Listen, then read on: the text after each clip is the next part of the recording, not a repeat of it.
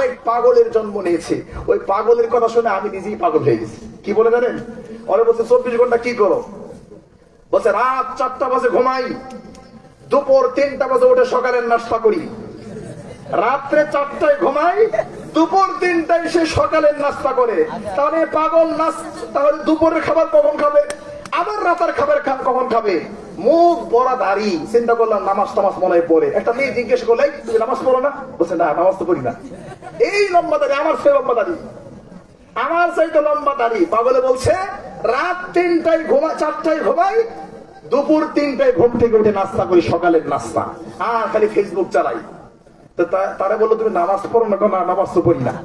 তাহলে চিন্তা করেন আমি যেই বিষয়টা বলতে চাচ্ছি। এখানে টিচার বললেন তুমি তোমার ফ্রি সময় কেমনে কাটাও? Free fire games. কে ফ্রি ফায়ার গেমস বোঝেন?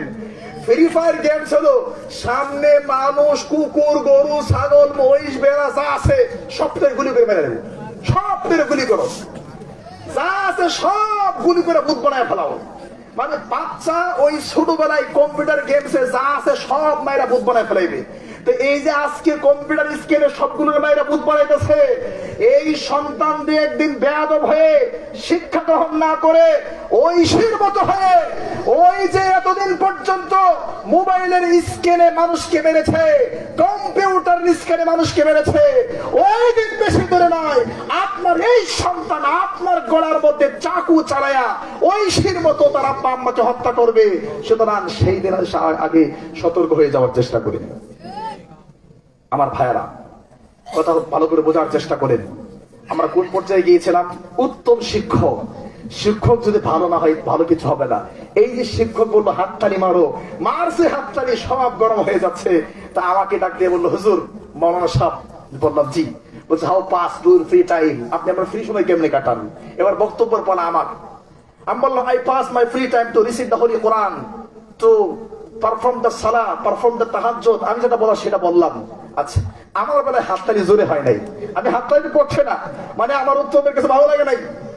আমি কোরআন তেলাওয়াত করি, বক্তব্য রেডি করি, জুমার খুতবা রেডি করি, আমি বাচ্চাদেরকে পড়াই ফ্রি সময়, এই উত্তরের কাছে ভালো লাগে নাই। একদিন সেই টিচার প্রশ্ন করছে যে তোমার সবচেয়ে প্রিয় মানুষটা কি? তোমার সবচাইতে প্রিয় মানুষকে? সবাই প্রিয় মানুষের উত্তর বলছে কি? কেউ বলছে আমার গার্লফ্রেন্ড, কেউ বলছে আমার বয়ফ্রেন্ড, কেউ বলছে আমার জামাই, কেউ বলছে আমার সন্তান। যে তোমার সবচাইতে প্রিয় মানুষকে? ওয়াল্লাহি একটা মানুষও বললো না যে আমার সবচাইতে প্রিয় মানুষ নবী মুহাম্মদ সাল্লাল্লাহু আলাইহি ওয়াসাল্লাম। আমার যখন বক্তব্যের সময় আসলো আমি দাঁড়ায় বক্তব্য দিলাম। মানে সিস্টেম হলো 5 মিনিট 4 মিনিট ইংরেজিতে বক্তব্য দিতে হবে। দাঁড়ায় আমি 5 মিনিট বক্তব্য দিলাম যে আমার প্রিয় মানুষ নবী মুহাম্মদ সাল্লাল্লাহু আলাইহি ওয়াসাল্লাম, আমি তাকে ভালোবাসি। আওয়ার প্রফেট হযরত মুহাম্মদ সাল্লাল্লাহু আলাইহি ওয়াসাল্লাম was best kind and most honest.